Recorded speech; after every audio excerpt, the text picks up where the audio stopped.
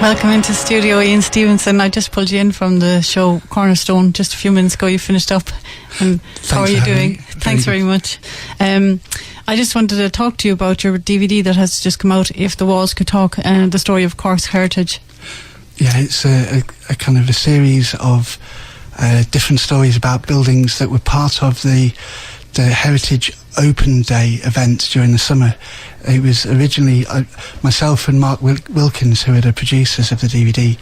We were working with the Cork Folklore Project, and the project was approached by Niamh Toomey, who is the Heritage Officer for the Cork City Council, and she'd had the idea beforehand, but there wasn't time to kind of get it organised. But this year we managed to go out and to conduct interviews with people, just to ask about stories about a few of the buildings on the Heritage Trail. There's a large number. There's almost 40 buildings, so we just picked a few for this year, and we're hoping to maybe do another one next year as well. Oh yeah.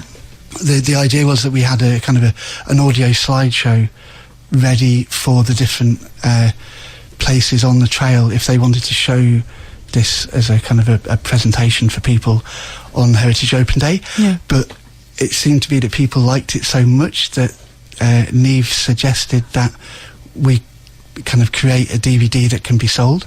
So this is now just gone on the market now. Perfect timing for the Christmas market as well. I bought one myself actually, and I watched it last night, and I think it's excellent, absolutely excellent. It's fascinating to go back in time and see how the landmarks have evolved in time, and how their function has changed, considering the different people who've occupied it, and it gives you a better understanding of your past, I think. It's great. As someone that's kind of not from here but been living here for kind of half my life at this stage, I found out so much just by listening to the different interviews. Mark went out and interviewed different people, and then my job was to kind of edit it all together, and to edit together new photos that was taken by a woman called Gráinne McGee, who had been working with the Folklore Project beforehand.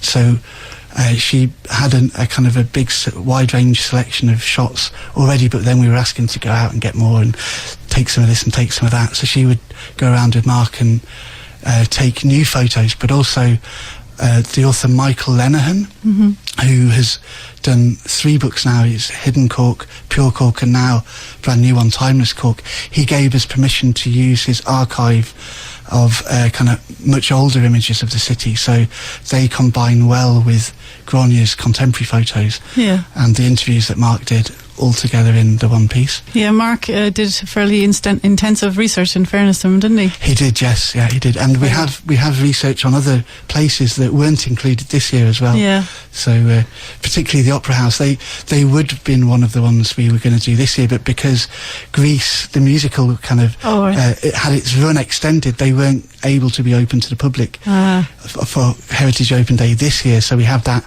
ready to go as one for the next one, Touchwood. Yeah. Well, you covered St Anne's, Shandon, the Pav, the Sculpture Factory, and I saw a few guys in that clip that we know as well, Joe Neeson and Alex Pentak and that, but it was really nice. St Finbarr's Cathedral, kind of like, it reminded me of John Creedon's excellent documentary on Creedon Cities. But your DVD is a historical documentary. It was very interesting, and it is very detailed.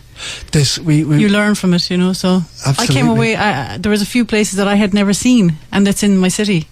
Right. You know, and it's our tradition, and it's our. I mean, I'm a real Corkhead, as some of you might know at this stage. But if you're proud of where you come from, like, this is something everybody should buy. But it is fun. It's really good fun. There's some of the people that were interviewed, particularly Ronnie Hurley and Pat Walsh. They're kind of local historians, and Pat's a railway historian. They're so passionate about the stories, and it's really kind of contagious. It kind of it draws you in, and they're kind of intercut with maybe kind of some people that live locally telling stories about what it was like growing up near these places, even though they kind of took them for granted and things. And it's brilliant. And then there's places like the Masonic Hall that are only open on certain days of the year, like Heritage Open Day or maybe Culture Night, things like that. Yeah. And tell me, the music, Mark put together the music, did he? That's right. It was a piece that he'd composed beforehand about the River Lee. It was a kind of an imaginary journey following the Lee down from the mountains, and kind of following it into the city. So we kind of use different parts of that, different stages of the kind of like the DVD, to give people a bit of a breather, and in many cases to showcase some of Grania's incredible panoramic images. Yeah. Very good. So will you tell me where you can get it? I mean, I bought one myself personally, but there's a lot of places stocking it. It's quite a great gift for people, definitely. So that's right. We were very lucky with people being willing to distribute it for us, and Liam Russell's and Vibes and Scribes are two of the shops in the city centre that have it. And then there's also places that are kind of, maybe the visitors to the city will find it, such as the Vision Centre and Blackrock Castle Observatory. And we're very, very lucky as well that the UCC shop downstairs, excellent. They're selling it. It's the shop. The physical shop is the one in the West Wing. Yeah. But they have an online shop so that people can buy it from abroad. And the UCCshop.ie website they'll arrange all the packaging and the postage costs and all of that, so that they've taken care of all of that for us, because we, as the Folklore Project, it's not possible for us to do that. Oh yeah, because it's part of UCC anyway, isn't it? The Cork Folklore Project, isn't it? Well, it's as such. It's part of the sponsorship or as such, like, kind of, yeah. There's the Department of Folklore and Ethnology are one of the three main kind of sponsoring organisations.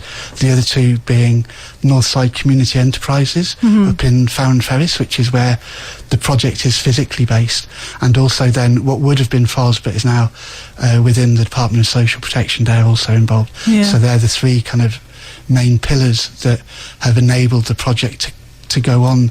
It was kind of started in 1996. So it's a training scheme as well for unemployed as well, and there are a lot of crafts and skills that are learned, and I think everybody in Cork should go out and buy one. I'd encourage everybody. I know my cousins in New Zealand, who left here 16 years ago. I'm going to send them one, definitely. That's it. Yeah. Congratulations, it's a great accomplishment. Thanks a million, and thanks for having me. for coming to chat to me just after you finished your show. Anyway, I'm going to pray for Fred now. Thanks.